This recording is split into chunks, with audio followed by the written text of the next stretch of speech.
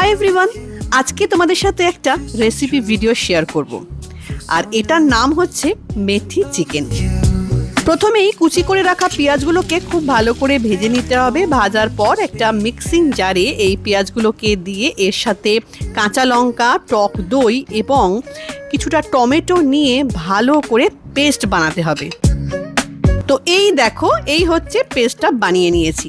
এরপর মেথি শাকগুলোকে ভালো করে ধুয়ে কেটে বেছে রেখে দিয়েছি জল ঝরিয়ে।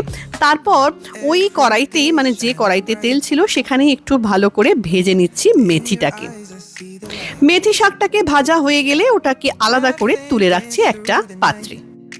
এরপর আরেকটু তেল আর ঘি মিশিয়ে ওর মধ্যে দিয়ে দিচ্ছি আদা, রসুন আর লঙ্কার পেস্ট। আর তারপর যে পেস্টটা বানিয়েছিলাম পেঁয়াজ দিয়ে, ভাজা পেঁয়াজ আর টমেটো দই দিয়ে, সেইটাকে দিয়ে দিচ্ছি।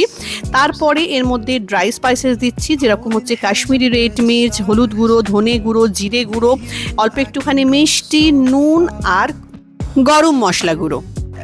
এইসব ড্রাই মশলা দিয়ে খুব ভালো করে কষিয়ে নিতে হবে। তারপর আমি চিকেনটাকে একটুখানি হলুদ গুঁড়ো আর লঙ্কা গুঁড়ো দিয়ে ম্যারিনেট করে রেখে দিয়েছিলাম। সেই চিকেনগুলো আমি এখন এর মধ্যে দিয়ে দিচ্ছি। দেওয়ার পর খুব ভালো করে কষাতে হবে। কষানোর পর 15-20 মিনিটের জন্য এটাকে চাপা দিয়ে রাখতে হবে। তারপর চাপাটাকে সরালেই দেখতে পাওয়া যাবে প্রচুর জল বেরিয়েছে। এরপর এর মধ্যে কাজু বাদাম পেস্ট আর ওই যে মেথি শাকটা ছিল সেটা অ্যাড করতে হবে। এরপর আরও কিছুক্ষণের জন্য চাপা দিয়ে রান্না করতে হবে। আর তারপরেই তোমরা দেখতে পাচ্ছ চিকেনটা প্রায় হয়েই গেছে। এরপর গরম মশলা গুঁড়ো দিয়ে জাস্ট গ্যাসটা বন্ধ করে নিতে হবে। তারপরেই হয়ে যাবে একদম দারুণ ইয়াম্মি টেস্টি মেথি চিকেন, যেটা আমাদের ভীষণ ভীষণ ভালো লেগেছিল। প্রশান্তরও দারুণ লেগেছিল। আর এই মেথি চিকেনটা, শুধু মেথি শাক দিয়ে মেথি চিকেনটা আমি এই প্রথমবার ট্রাই করলাম।